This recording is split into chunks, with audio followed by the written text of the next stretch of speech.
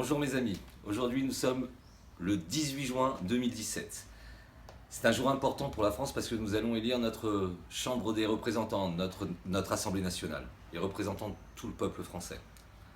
577 vont être élus par une vingtaine de pourcents de la population française.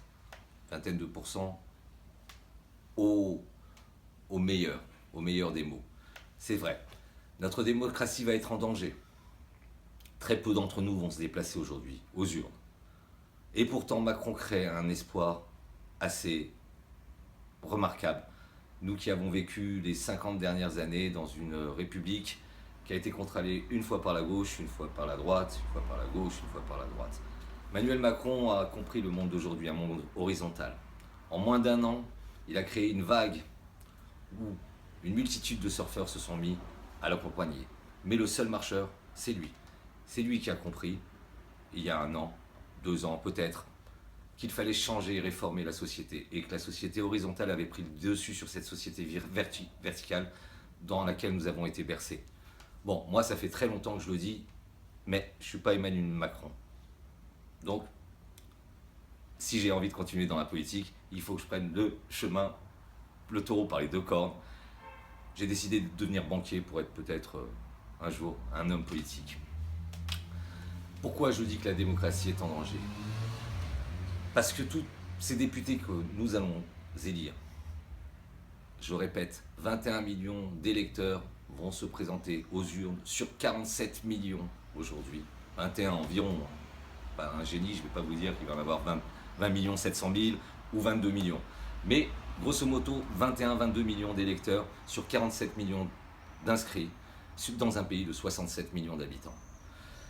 Et il aura une majorité de 60%. 60% des 21 millions. Donc à peu près 12 à 13 millions de votants pour Macron. La démocratie est en danger parce que ces gens-là, que j'ai rencontrés pour certains d'entre eux, sont des gens qui vont être élus sans programme, sans vision, qui auront surfé sur la vague Macron. Plus d'opposition, 450 sièges, peut-être 500. Allez savoir, entre le MoDem et En Marche. Je pense que notre société doit faire évoluer notre calendrier électoral. On a un calendrier électoral qui prévoit aujourd'hui une présidentielle suivie des législatives. Les Français sont fatigués. Ils élisent donc pour 5 ans un président qui, par le fait de devenu président, aura une majorité écrasante. On a déjà vécu 2 quinquennats, voire 3 quinquennats. Le premier, c'était celui de Chirac, mais il ne s'est pas représenté. Le vrai premier quinquennat, ça a été celui de M. Sarkozy. M. Sarkozy a été élu de la même manière, 5 ans. La majorité absolue, après les législatives, et 5 ans d'immobilisme. 5 ans d'immobilisme sans aucune opposition. Il avait tous les pouvoirs. Jamais les Français n'ont pu sanctionner Sarkozy pendant son mandat.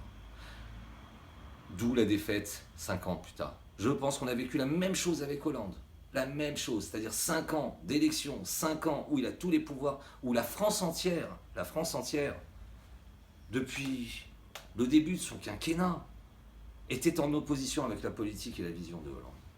Très bien, on n'a pas pu le sanctionner.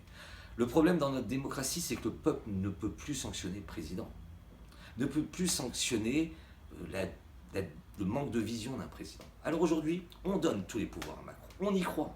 C'est ce jeune homme brillant qui est arrivé, qui est en marche, qui est avancé. On ne peut qu'y croire.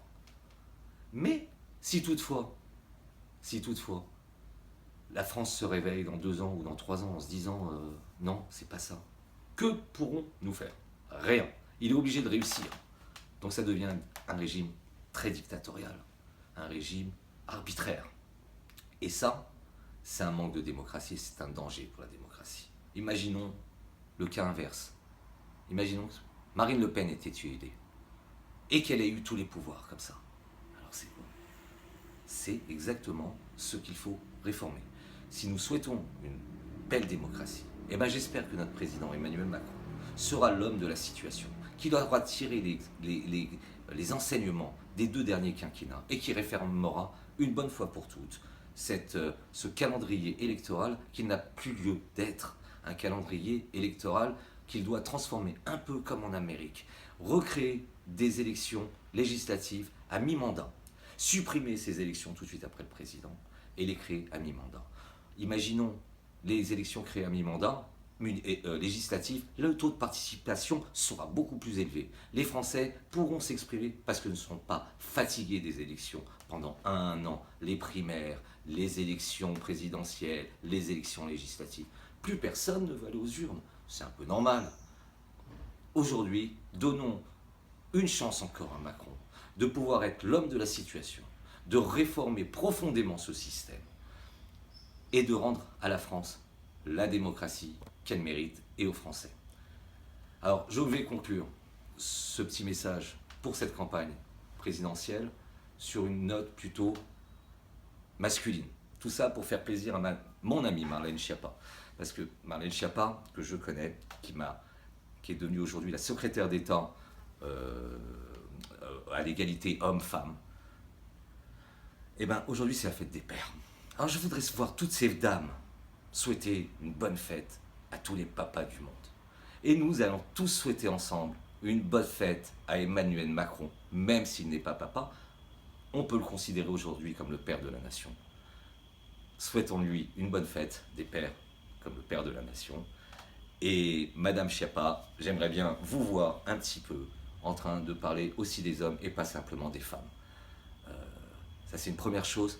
La deuxième chose, je trouve quand même également très décevant et frustrant pour moi d'avoir essayé de joindre toutes les personnalités du mouvement En Marche, les unes après les autres, parce que j'ai déposé une candidature, parce qu'elle n'a même pas été élue, parce qu'on a parachuté une candidate à Levallois sans rien regarder.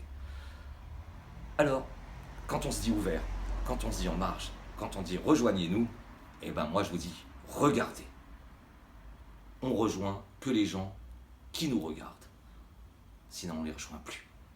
Vous avez gagné, monsieur Macron, parce qu'on croit en vous. Parce que moi j'étais le premier à croire en vous. Parce que bien avant vous, ce mouvement et cette idée, je l'ai eu. Il y a une dizaine d'années, et je l'ai écrit. Et Madame Schiappa peut vous en parler, puisqu'elle le savait. Aujourd'hui, c'est à vous que je souhaite bonne chance. Et à la France entière, pour nos enfants. Bonne chance à tous. 18 juin, allez voter. Mais pour la qualité, et pas forcément pour la quantité. La quantité, c'est fait. Allez voter pour la qualité. Merci. Gros bisous. Bonne fête des pères.